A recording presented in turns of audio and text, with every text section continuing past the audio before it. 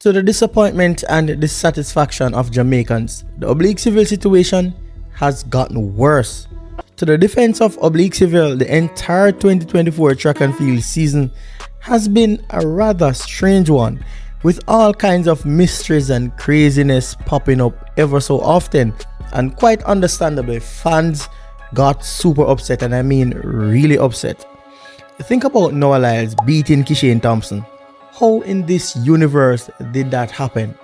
To add to that, none of Jamaica's big three were in the Olympic sprints this year except for a single race. This left us wondering if it could get any worse, but it did get worse.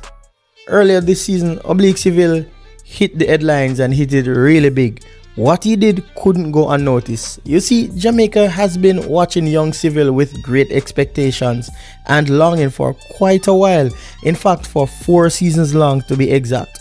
He's been dubbed by some as the next Usain Bolt, and this year I think people were starting to believe that. In June at the Racers Grand Prix, Oblique Seville went up in an exciting and interesting race. It was a duel between him and Noah Lyles of the United States. Being so tenacious and fearless, Lyles was expected by most people to walk away smiling, but Oblique Seville had other plans. The race was set and the athletes left the blocks with blazing speed. Somewhere out in front was the Jamaican, and he never relinquished the lead. When the race ended, the usual showing Noah Lyles was left super disappointed because Oblique Seville had totally dominated and crushed him. It was a personal best for Oblique Seville, done while beating the world champion.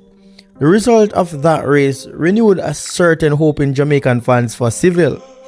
Once again, it looked like Oblique was at the place where he was finally ready to take on the world.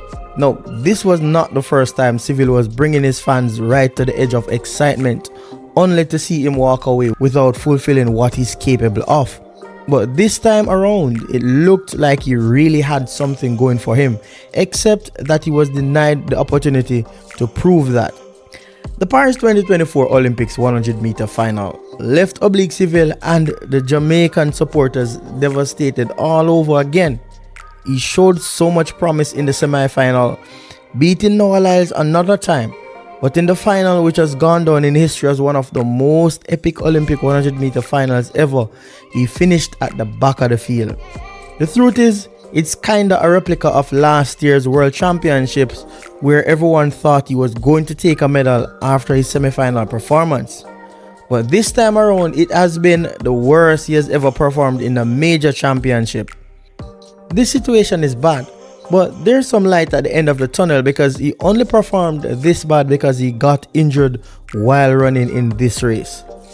It's now been a total of 4 seasons for Oblique Seville, trying to get that elusive podium finish, but it's been just like a pipe dream so far, even though we were all hoping that it would have been special for him this year.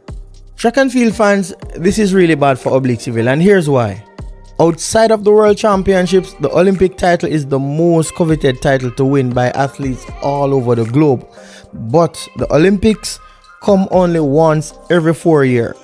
While athletes can attend multiple Olympics over the lifespan of their career, for sprinters, the average number of Olympic appearances for a single sprinter seems to be anywhere between 4 and 5 times. With more appearances than that, they usually aren't competitive enough to be a serious threat to those who they are up against. Now, if these findings have any merit to them, Oblique Seville has been to 2 Olympics already, so his chances for Olympic glory is narrowing slowly but surely. 2 out of 4 or possible 5 opportunities to go to the Olympic Games and still no medal. This is a very, very serious concern here. Seville now finds himself in a serious dilemma that he must dig himself out of ASAP. It's crucial that he starts showing what he's really made of during his best years, because the truth is, time is winding out pretty fast. While some people view him as a choker, I truly believe his time will come. What Seville really needs is some good strengthening, and he certainly needs a lot more competition under his belt to build his confidence.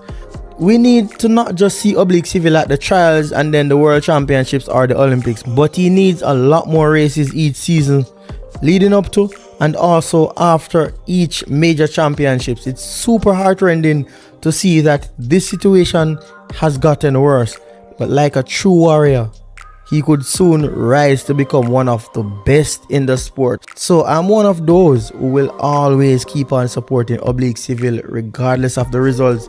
I just believe that there's something special that this kid is yet to unleash.